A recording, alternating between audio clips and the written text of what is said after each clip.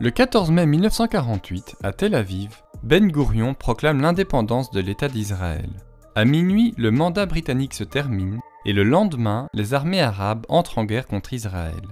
Ben Gourion, qui est désormais Premier ministre, regroupe toutes les forces armées juives en une armée nationale qui est appelée Tzahal. Le 11 juin, l'ONU obtient une trêve qui profite surtout à Israël, car le pays continue d'importer de l'armement, notamment lourd, de Tchécoslovaquie, avec l'appui de Moscou. À la fin du cessez-le-feu, en 10 jours, Tzahal s'empare des grandes villes entre Tel Aviv et Jérusalem, expulsant la population arabe vers l'est. Au nord, Nazareth est aussi prise, cette fois sans expulser la population en grande partie chrétienne. Commence alors une seconde trêve, durant laquelle un gouvernement palestinien est formé à Gaza, avec le soutien des pays arabes, à l'exception de la Jordanie qui veut toujours annexer le territoire. Finalement, chaque pays signe séparément un armistice avec Israël, qui y gagne de nombreux territoires, y compris Jérusalem-Ouest. L'Égypte prend le contrôle de la bande de Gaza, et la Jordanie intègre la Cisjordanie à son territoire. Environ 700 000 Arabes ont été chassés ou ont fui la guerre et sont désormais réfugiés dans des camps à Gaza, en Cisjordanie et dans les pays voisins. La Ligue arabe et l'ONU veulent permettre leur retour, mais Israël refuse. Seuls 150 000 Arabes vivent désormais en Israël. Le pays s'ouvre à l'immigration juive, notamment en provenance du Yémen et d'Irak, où les très anciennes communautés juives sont prises pour cible. En seulement 3 ans, la population d'Israël double pour atteindre environ 1 400 000 habitants. La nouvelle frontière étant poreuse, des réfugiés arabes tentent de rejoindre leurs anciens villages, alors que d'autres organisent des raids pour voler ou attaquer les Juifs.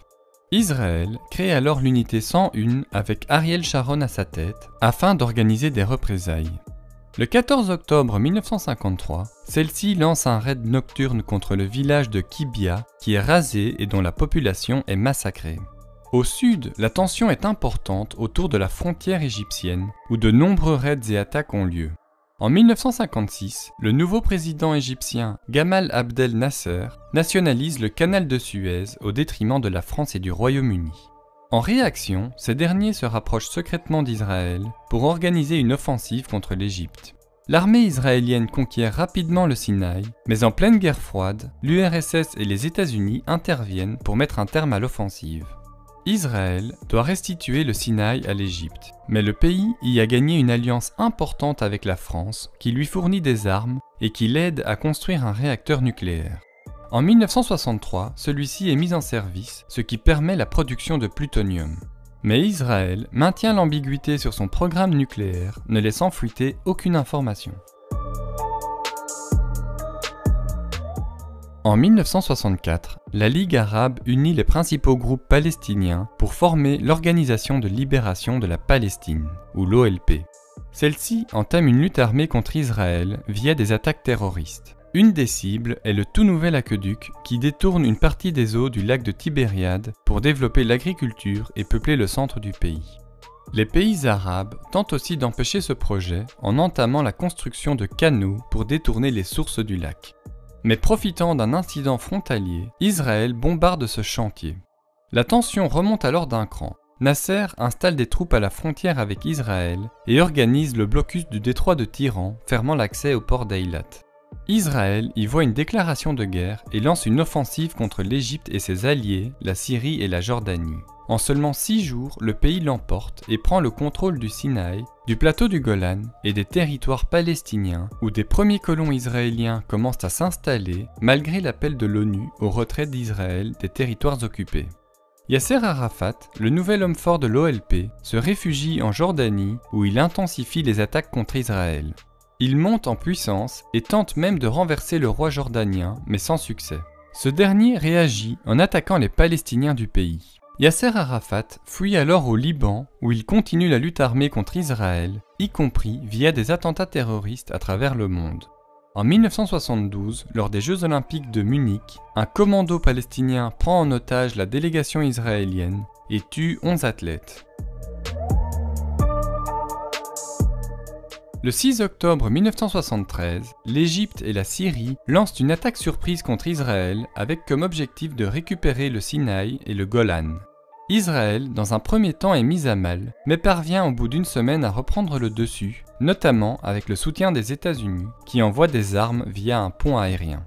En réaction, les pays arabes producteurs de pétrole diminuent leur production pour faire monter le prix du baril et imposent un embargo sur le pétrole aux pays alliés d'Israël.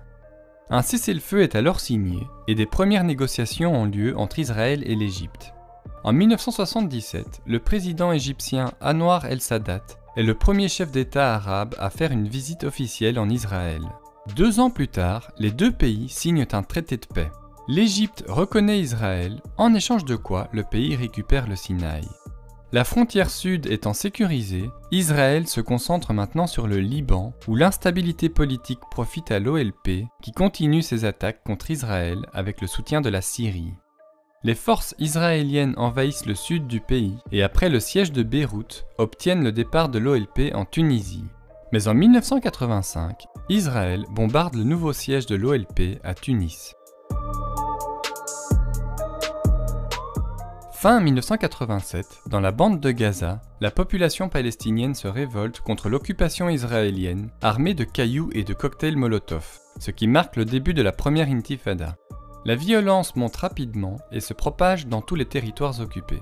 La révolte étant spontanée, elle est récupérée par des organisations plus radicales, telles que le Hamas, une organisation islamiste qui est créée pour l'occasion par des membres des Frères musulmans et qui prône le djihad contre Israël.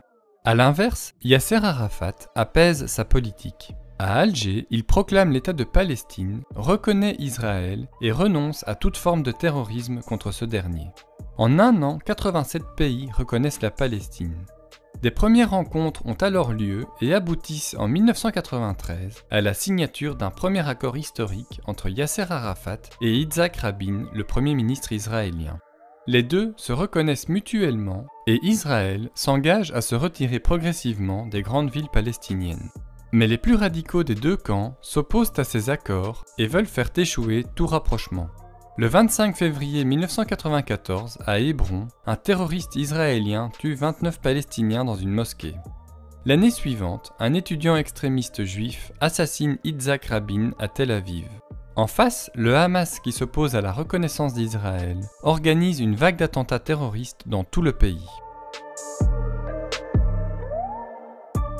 En 2000, le président des États-Unis, Bill Clinton, invite le nouveau Premier ministre israélien Ehud Barak et Yasser Arafat pour de nouvelles négociations. Cette fois, celles-ci échouent sur des questions plus sensibles, telles que le retour des réfugiés palestiniens, le statut de Jérusalem que chacun voudrait avoir comme capitale, ou le contrôle des lieux saints de la ville.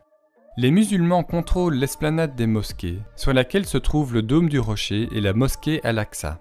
Les Juifs appellent cet endroit le mont du Temple, car les ruines du second temple et peut-être celles du temple de Salomon s'y trouvent. Le 28 septembre 2000, Ariel Sharon, qui est désormais un homme politique, visite le lieu. Pour les Palestiniens, il s'agit d'une provocation. Des manifestations sont organisées et dégénèrent rapidement. Face à la violente répression israélienne, une nouvelle vague d'attentats terroristes est organisée dans tout le pays. La Ligue arabe propose alors à Israël la paix, la reconnaissance du pays et la normalisation de leurs relations, en échange du retrait complet des territoires occupés. Mais Ariel Sharon, qui est maintenant Premier ministre, refuse et lance même son armée reprendre le contrôle total de la Cisjordanie. En parallèle, il entame la construction d'une barrière de séparation à la frontière avec la Cisjordanie, officiellement pour se protéger contre les attaques terroristes. Mais son tracé intègre de nouveaux territoires. La barrière est largement condamnée, notamment par l'ONU et par la Cour de justice internationale. Alors, pour apaiser les tensions, Ariel Sharon démantèle les 21 colonies israéliennes de la bande de Gaza et évacue le territoire. En 2006, des élections palestiniennes sont organisées. Le Hamas, qui est considéré comme une organisation terroriste par l'Union européenne et les États-Unis, l'emporte et son chef, Ismaël Haniyeh, devient Premier ministre. Mais rapidement, un conflit armé éclate entre le Hamas et son principal concurrent, le Fatah. Ce dernier s'empare de la Cisjordanie, alors que le Hamas prend le contrôle total de la bande de Gaza. Israël impose alors un blocus au territoire. 2 millions d'habitants se retrouvent piégés sur une bande de terre de 365 km², sans aide internationale, et dans les mains du Hamas qui tire régulièrement des roquettes vers Israël. En représailles, l'armée israélienne bombarde puis envahit la bande de Gaza. Après avoir détruit les infrastructures, y compris publiques, qui peuvent être utilisées par le Hamas, Tsahal se retire. En 2012, la Palestine obtient le statut d'État non membre observateur de l'ONU. L'année suivante, de nouvelles négociations de paix sont organisées à l'appel du président des États-Unis, Barack Obama. Mais celles-ci échouent car d'une part, durant les négociations, le premier ministre israélien Benjamin Netanyahou accélère la colonisation des territoires occupés, et d'une autre, car le Fatah et le Hamas tentent de se réconcilier, ce qui provoque la colère de Netanyahou qui met fin aux négociations. La même année, Israël lance une nouvelle offensive contre la bande de Gaza en riposte aux roquettes tirées par le Hamas. 18 000 habitations sont détruites, ainsi que de nombreuses infrastructures publiques, y compris la seule centrale électrique. Après la guerre, Israël entame la construction d'un mur tout le long de la frontière, profond de plusieurs dizaines de mètres, afin d'empêcher le passage via des tunnels. En 2017, Donald Trump devient président des États-Unis. La même année, il reconnaît Jérusalem comme étant la capitale d'Israël et prépare le déménagement de son ambassade. Pour les Palestiniens, il s'agit d'une nouvelle provocation. Dans la bande de Gaza, une marche officiellement pacifique est organisée, demandant aussi la fin du blocus et le droit au retour des nombreux réfugiés. Mais Israël y voit une émeute et tire sur la foule. En 2020, Trump obtient la normalisation des relations entre Israël, les Émirats arabes unis, le Bahreïn, le Maroc et le Soudan. Mais les Palestiniens sont ignorés lors de ces rencontres et n'y obtiennent aucun avantage. Le 7 octobre 2023, le Hamas lance une grande offensive contre Israël, sur terre, sur mer et dans les airs. Le mur de sécurité est franchi et les terroristes massacrent 1139 personnes, principalement des civils, alors qu'environ 250 personnes sont prises en otage. Israël met une semaine à reprendre le contrôle, puis riposte en bombardant massivement toute la bande de Gaza, puis en entamant l'invasion du territoire. Au moment où j'écris ce texte, au moins 32 000 Palestiniens sont morts. Aujourd'hui plus que jamais, le conflit israélo-palestinien semble être sans issue. De nombreuses questions restent irrésolues. Il y a d'abord le statut des 5 millions de réfugiés, dont 1,6 million vivent encore dans des camps, avec l'espoir d'un jour pouvoir retourner sur la terre de leurs ancêtres. Il y a ensuite le statut de Jérusalem que chacun voudrait avoir comme capitale, ainsi que le contrôle des lieux saints qui s'y trouvent. Certains juifs rêvent aujourd'hui de bâtir un troisième temple sur l'esplanade des mosquées. Il y a aussi la question des 700 000 colons juifs qui vivent en Cisjordanie et à Jérusalem-Est. Ceux-ci sont soumis aux droits israéliens et ont donc plus de droits que les Palestiniens qui, par exemple, risquent 10 ans de prison s'ils manifestent. En cas de paix, quel sera le sort des colons et comment sera définie la frontière entre Israël et la Palestine ? Du côté de la bande de Gaza, la situation humanitaire actuelle est catastrophique et tout est à reconstruire.